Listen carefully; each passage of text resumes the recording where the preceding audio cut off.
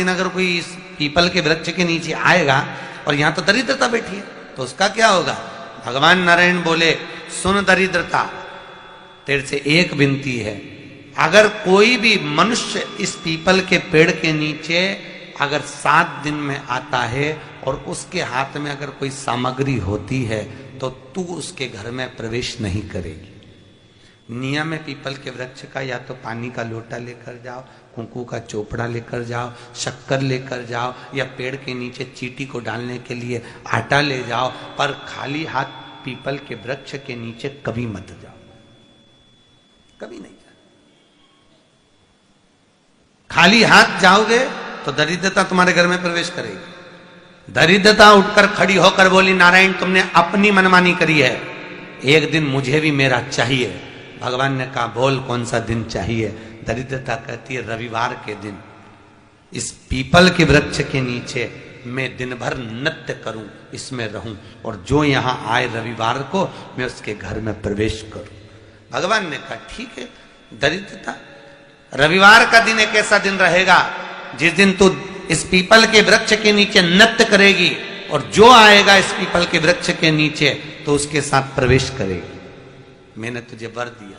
इसलिए हमारे यहाँ केवल पीपल का वृक्ष अगर दीवार में भी लग जाता है ना, किसी की फैक्ट्री की दीवार में, किसी के घर की दीवार में पीपल का वृक्ष अगर लग जाता है, पीपल का पौधा लग जाता है, उसको कितना भी तोड़ लो वो वापिस लग जाएगा। फिर तोड़ोगे फिर लग जाएगा। अगर पीपल के पौधे को तोड़ना है तो केवल रविवार का दिन एक नींबू, एक मिर्ची और बमूल का कांटा, ये 3 चीजें रखने के बाद में आधे घंटे बाद रविवार के दिन पीपल के पेड़ को उखाड़ कर फेंक दो।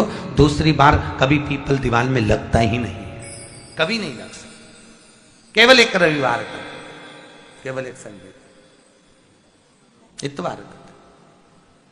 घर में दीवारों पर अगर पीपल लग भी गया है, इसलिए पीपल के वृक्ष को उखाड़ने का, अगर घर में पीपल लगा हुआ है या पीपल का पौधा हमारे घर में लग गया, उसको उतारना, निकालना, लगाना, तो पीपल के वृक्ष को अगर निकाला जाता है तो रविवार के दिन, और अगर पीपल के वृक्ष को कहीं लगाया जाता है तो सोमवार के दिन या मंगलवार के दिन, बुधवार के दिन, इन दिनों में लगा सकते पीपल के वृक्ष कहीं लगाना। शनिवार का दिन एक ऐसा दिन होता है जिस दिन पीपल के वृक्ष को कहीं जाकर लगाया नहीं जाता, क्योंकि शनिवार के दिन पीपल के वृक्ष के नीचे लक्ष्मी रहती है। हम अपने हाथों से अगर पीपल का वृक्ष किसी दूसरी जगह पर शनिवार को रोपित करते हैं तो हमारे घर की लक्ष्मी अपने घर से छिन्न होकर चली जाती है। इसलिए शनिवार के दिन पीपल लगाया नहीं जाता, किसी के घर जाकर उसको वापस पलटा नहीं जाता। लग गया उसको डर। प्रभु मेरी धर्म पत्नी को कहाँ रखूं आप बताओ? वो तो जहां यज्ञ होता है, अनुष्ठान होता है, दान होता है, पुण्य होता है, सत्कर्म होता है, वहां जाने को तैयार नहीं। अब करूं क्या? भगवान ने बोला, एक काम करो। दुर्वासा जी बोले, जिसके यहां रात्रि में बर्तन झूठे पड़े रहते हो उसके घर में इस दरिद्रता को लेकर तुम प्रवेश कर जाना। जिसके यहां रात्रि में बर्तन झूठे पड़े हो वहां लेकर प्रवेश कर जाओ। दूसरी जगह दुर्वासा जी बोले, जो स्त्री घर में दोपहर के समय पर सो रही हो उसके घर में इसको लेकर प्रवेश कर जाइए। जो स्त्री दोपहर के समय में घर पर सो रही हो इस दरिद्रता को लेकर प्रवेश कर जाइए। तीसरा, जिसके यहां पर दरवाजे पर कांटे वाले पौधे लगे हों उस घर में इस दरिद्रता को लेकर प्रवेश कर जाइए। दरिद्रता, कितनी सुंदर बात कही है। दाता और विधाता, कौन कौन? दाता और विधाता। लक्ष्मी और दरिद्रता के सगे भाई हैं। कौन कौन? दाता और विधाता। दाता को फिटकरी प्रिय है, विधाता को नमक प्रिय है। ये दोनों हमेशा लक्ष्मी को और दरिद्रता को, दोनों को समझाते थे, दोनों में प्रेम बढ़ाते थे। आज भी हिंदू धर्म की रीति है। यहां तो ठीक है, जिसके यहां पर भी अगर थोड़ी सी भी परेशानी होती है, थोड़ा सा क्लेश होता है, अशांति होती है, लक्ष्मी नहीं टिक रही हो, काम नहीं बन रहे हो, बहुत प्रयास करा जा रहा हो और हमारा कार्य नहीं होता, तो क्या करते हैं? फिटकरी और नमक को पानी में डाल देते हैं और घर में पोछा लगा देते हैं। आप लोगों ने आजकल फेसबुक पे भी पढ़ा होगा, व्हाट्सएप पे भी पढ़ा होगा। तो क्यों लिखा उसमें? उसका कारण ही केवल होता है कि दाता और विधाता की प्रियता उसमें। माता ख्याति के जो 4 बच्चे हुए, इसमें जो 2 लड़के हैं, दाता और विधाता, उसकी प्रियता उसमें। उसकी पूर्णता उस। अब दुर्वासा जी बोले अपनी धर्म पत्नी को वहां लेकर, जहां कांटेदार पौधे लगे हों वहां पर लेकर प्रवेश कर जाइए। कांटेदार पौधों में उस दरिद्रता का निवास हो गया। कितना विचित्र कथा यहां वर्णन करी है। श्रीमद् भागवत के अंतर्गत जो वर्णन किया कि मृत्यु निश्चित है। काशी में जो शिव जी की स्थापना कौन ने करी? काशी में जो शंकर भगवान बैठे उनकी स्थापना करी थी शनि महाराज। किसने करी थी?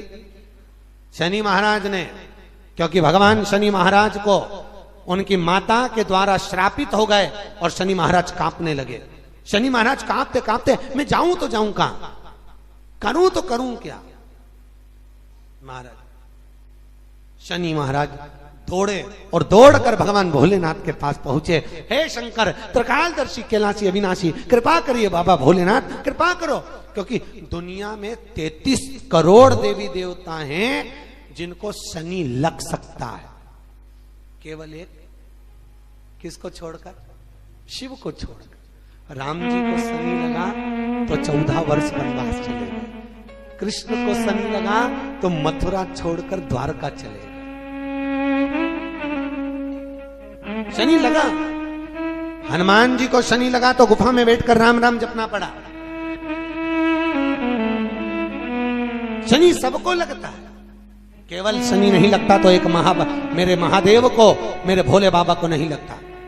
शंकर के पास में शनि आ गए। शनि ने आकर कहा, भोलेनाथ कृपा करिए बाबा, मैं बड़ा कष्ट में हूं, मैं करूं क्या?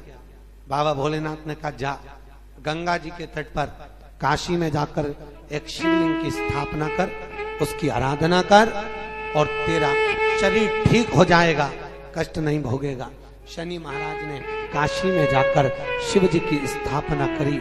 आज भी नियम है, जिसको शनि लग जाता है एक काजल की डिब्बी ले लो और काजल की डिब्बी को 21 बार उतार कर उसको एकांत में जाकर, जंगल आदि में एकांत में किसी पेड़ के नीचे इतना सा खड्डा खोद कर उसमें काजल की डिब्बी को डाल दो और मिट्टी से पूर दो, उस व्यक्ति का शनि समाप्त हो जाता है।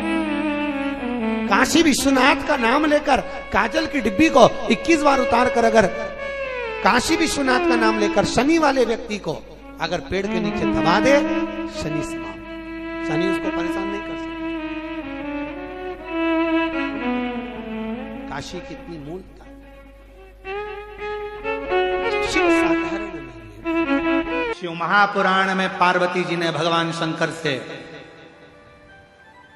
एक प्रश्न किया था, एक छोटे से बालक के, अभिमन्यु के लिए। पार्वती जी बोली थी, बाबा छोटा सा बालक है,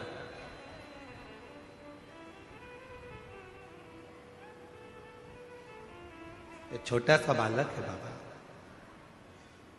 इसको पीने के लिए भी दूध नहीं नसीब हुआ, बहुत गरीब है, बहुत गरीब। उत्तराखंड में एक दुधेश्वर महादेव है, दुधेश्वर। छोटे से बच्चे को जब दूध नसीब नहीं हुआ तो मां ने शंकर पर चढ़ा हुआ जल दिया और वो शिव का चढ़ा जल भी दूध बन गया। वो दुधेश्वर नाथ का है। दुधेश्वर। माता पार्वती जी बोल रही हैं बहुत गरीब है, गरीब घर जन्म हुआ है। ऐसे कई लोग हैं संसार में जो कहते हैं कि हम बहुत गरीब हैं, गरीब के घर में हमारा जन्म हुआ है, बहुत गरीब है। ध्यान रखना, शिव महापुराण की कथा सुन रहे हो, गरीब के घर में भले जन्म हो गया, पर यदि तुमने अपनी जिंदगी में बहुत मेहनत करी, रात दिन एक कर दिया, खूब परिश्रम करा, और एक बार यदि तुम कुबरेश्वर बाबा की धरा पर जाकर जल चढ़ाया है, तो दुनिया में याद रखना तुम गरीब नहीं रह सकते, सेठ बनकर जिंदगी जियो, सेठ बनकर। उसका नाम है कुबरेश्वर महादेव, उसको लोग कुबेर भंडारी कहते हैं। उसको 12 ज्योतिर्लिंग के मध्य में विराजमान है कुबेरेश्वर धाम।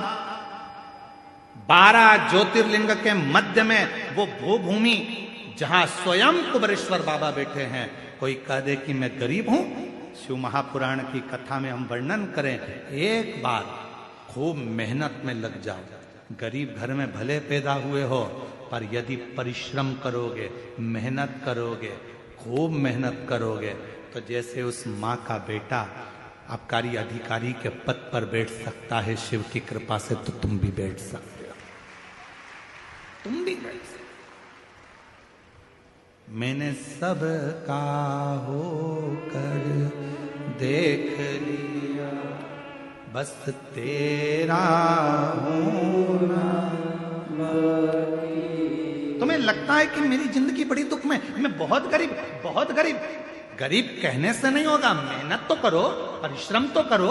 अगर तुमने मेहनत करना प्रारंभ कर दिया, परिश्रम करना प्रारंभ कर दिया, भले तुम गरीब के घर में पैदा हुए हो, पर निश्चित है आखिरी में तुम भले गरीब के घर में पैदा हुए होगे, पर तुमने अगर मेहनत करी है और कुबेरेश्वर बाबा पर भरोसा किया है, तो तुम्हारी जिंदगी सेठ की जरूर निकलेगी, ये पक्का है। कोई जल्दी बनता है, बोलो बोलो, तुम्हें याद है ना, तो बोलो जरा जम के, कोई जल्दी बनता है, कोई लेट बनता है, शंकर को जल चढ़ाने वाला एक दिन सेठ जरूर बनता है, सेठ जरूर बनेगा। और उस समय पर तुम्हारे भीतर वो अहंकार नहीं आना चाहिए, फिर तुमको स्मरण होना चाहिए, मेरी गाड़ी, मेरा बंगला, सब कुछ है तेरो सरकार, मेरा तो कुछ भी नहीं, सब कुछ है तेरो सरकार, मेरा तो कुछ भी नहीं। ये आर्यन 3 दिन से लगा था, गुरुजी इसको जरूर गा देना थोड़ा सा। गुरु, मेरी गाड़ी, मेरा बंगला, मेरा पैसा, सब कुछ तेरो सरकार, मेरा तो कुछ भी नहीं, सब कुछ